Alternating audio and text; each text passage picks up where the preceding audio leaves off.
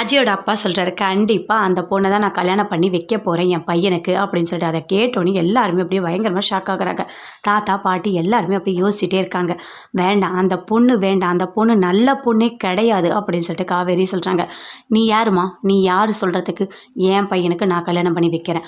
உனக்கு என்ன உரிமை இருக்குது? நீ எதுக்கு தேவையில்லாமல் வந்து பேசுகிற? என் பையனுக்கு என்ன பண்ணணும் என்ன பண்ணக்கூடாதுன்னு எல்லாமே எனக்கு தெரியும். நீ வந்து எனக்கு சொல்லிக் கொடுக்காத, புரியுதா உனக்கு? நான் வந்து என் பையனுக்கு கண்டிப்பாக அந்த பொண்ணை கல்யாணம் பண்ணி வைக்க போகிறேன். நல்ல பொண்ணு தான் அப்படின்னு சொல்லிட்டு அஜயோட அப்பா சொல்கிறாரு. அதை கேட்டோடனே விஜய் சொல்கிறாரு, இப்போ என்ன, நீங்கள் வந்து பசுபதியோட பொண்ணு ராகினியை கல்யாணம் பண்ணி வைக்க போகிறீங்க. அஜய்க்கு பிடிச்சிருக்கு அதுதானே? நீங்கள் தாராளமாக பண்ணுங்கள், எங்களுக்கு எந்த ஒரு கஷ்டமும் இல்லை. எனக்கு மனப்பூர்வமாக சம்மதம், நான் ஒன்றையுமே சொல்லலை அப்படின்னு சொல்லிட்டு விஜய் சொல்கிறார். அதை பார்த்தோன்னே பயங்கரமாக கோவம் வருது. என்னங்க இப்படி பேசிகிட்டு இருக்கீங்க அப்படின்னு சொல்லிட்டு காவேரி சொல்கிறாங்க. அவன் நல்லவளே கிடையாது அவள் அப்படின்னு சொல்லிகிட்டே இருக்காங்க. அதுக்குள்ளே விஜய் டைம் ஆகுது, நான் கிளம்புறேன் அப்படின்னு சொல்லிட்டு வெளியே வராரு. காவேரியும் வராங்க. 2 பேருமே சேர்ந்து ஆஃபீஸ்க்கு போகிறாங்க. போகிற வழியில் கற்றுன்னு கத்துறாங்க காவேரி.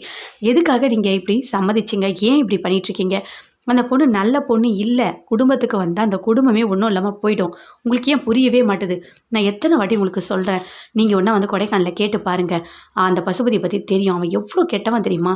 எல்லாரோட சொத்தையும் ஆட்டையை போட்டுட்டு அதுவும் எங்கள் வீட்டு இடத்தையும் சேர்த்து எடுத்துக்கிட்டு அவங்ககிட்ட இருந்து நாங்கள் பணம் வாங்க எவ்வளோ கஷ்டப்பட்டோம் தெரியுமா? அது மட்டும் இல்லை, யமுனாவை கூட கடத்திட்டு போய் வச்சுருந்தான் தெரியுமா? என்ன கடத்தல்னா சாதாரணமாக சொல்லிகிட்டு இருக்க அப்படின்னு சொல்லிட்டு விஜய் சொல்கிறாரு. பின்ன வேறு எப்படி சொல்லுவாங்க? அப்படிலாம் அவன் பண்ணான், அவ்வளோ கெட்டவன் நான் சொல்கிறேன். ஆனால் என் பேச்சை கொஞ்சம் கூட கேட்கவே மாட்டேறீங்க அப்படின்னு சொல்லிட்டு காவேரி சொல்கிறாங்க. அப்படியே காவேரி விஜய் பார்க்குறாரு. இப்போ என்ன பண்ண சொல்கிற? நான் என்ன பண்ண முடியும்? அஜய்க்கு பிடிச்சிருக்கு, அதனால் அவங்க அப்பா கல்யாணம் பண்ணி வைக்கிறாரு. இதில் நான் என்ன பண்ண முடியும் அப்படின்னு சொல்லிட்டு விஜய் சொல்கிறாரு. என்னால் எதுவுமே பண்ண முடியாது. அஜய்க்கு பிடிச்சிருக்க கல்யாணம் மட்டும் வாழ்ந்துட்டு போட்டோமே. அஜய் ஒன்றும் அந்த அளவுக்குலாம் ஒன்றும் நல்லவன்லாம் கிடையாது. ராகினி இவனுக்கெல்லாம் கரெக்டாக செட் ஆகும். இப்படி கல்யாணம் ஆனாலாவது அவன் திருந்துறானான்னு பார்க்கலாம் அப்படின்னு சொல்லிட்டு விஜய் சொல்கிறாரு. என்னங்க இப்படி பேசிகிட்டு இருக்கீங்க? நான் எத்தனை வாட்டி சொன்னாலும் கேட்கவே மாட்டீங்க அப்படின்னு சொல்லிட்டு காவேரி சொல்கிறாங்க. இனிமேல் ஒன்றுமே பண்ண முடியாது காவேரி, தயவு செய்து அதை பற்றி பேசாத. அந்த பேச்சை விட்டுட்டு வேறு ஏதாவது பேசு அப்படின்னு சொல்லிட்டு விஜய் சொல்லிட்டு வராரு. நிவின் கூட்டிகிட்டு வராரு. யமுனாவை கூட்டிகிட்டு வரும்போது சாப்பிட்லாம் ஏதாவது அப்படின்னு சொல்லிட்டு ரெஸ்டாரண்ட் கூட்டிகிட்டு வராரு. கூட்டிகிட்டு வந்து என்ன வேணும் உனக்கு, ஃபுட்டு வேணும்னு சொல்லிட்டு ஆர்டர் பண்ணு அப்படின்னு சொல்லிட்டு அப்படியே கூட்டிகிட்டு வராரு. சேர் இடிக்கிற மாதிரி ஆயிடுச்சு. அப்படியே கையை பிடிச்சி கூட்டிகிட்டு வராரு. அப்படியே பார்க்குறாங்க யமுனா, ரொம்ப சந்தோஷப்படுறாங்க. அப்படியே நிவினையும் ரொம்ப ரசித்து பார்த்துட்டு இருக்காங்க. சரி ஃபுட்டெல்லாம் ஆர்டர் பண்ணலாம் அப்படின்னு சொல்லிட்டு சாப்பாடெல்லாம் ஆர்டர் பண்ணி சாப்பிட்றாங்க. சாப்பிட்டு முடிச்சிட்டோடனே அப்படியே பைக்கில் கூட்டிகிட்டு வராரு. வரும்போது சொல்கிறாரு, இங்கே பாரு, நல்லா தெரிஞ்சுக்கோ யமுனா, ஒன்றே ஒன்று புரிஞ்சுக்கோ. வீட்டில் 1000 சண்டை இருக்கும், பிரச்சனை இருக்கும், அதெல்லாம் நீ பெருசாக எடுத்துக்காத. நீ படிக்கணும், நீ என்ன படிக்கணும்னு ஆசைப்பட்டியோ அதை படி. கலெக்டர் ஆகணும் தானே ஆசைப்பட்ட, அதை செய் அப்படின்னு சொல்கிறாரு. இல்லை அப்பா இருக்கும்போது ஆசைப்பட்டோம், இப்போ அதெல்லாம் இல்லை அப்படின்னு சொல்கிறாங்க. அதெல்லாம் வேண்டாம்.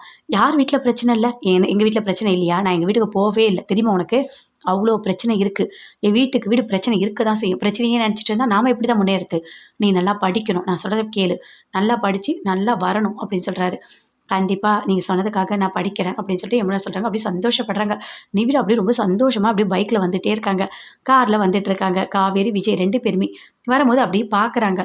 நிவினோட யமுனா போகிறத பார்க்குறாங்க. காவேரி பார்த்தோன்னே பயங்கரமாக ஷாக் ஆகுறாங்க. இவ என்ன நிவின் கூட போயிட்டுருக்கா அப்படின்னு சொல்லிட்டு விஜய் கேட்குறாரு. எனக்கும் எதுவுமே தெரியல, வீட்டுக்கு போய் கேட்டால் தான் தெரியும் அப்படின்னு சொல்லிட்டு காவேரி சொல்கிறாங்க. சரி போய் கேளுமா ஃபஸ்ட்டு, வேறு ஏதாவது ஆக போகுது அப்படின்னு சொல்லிட்டு அப்படியே விஜய் சொல்கிறாரு.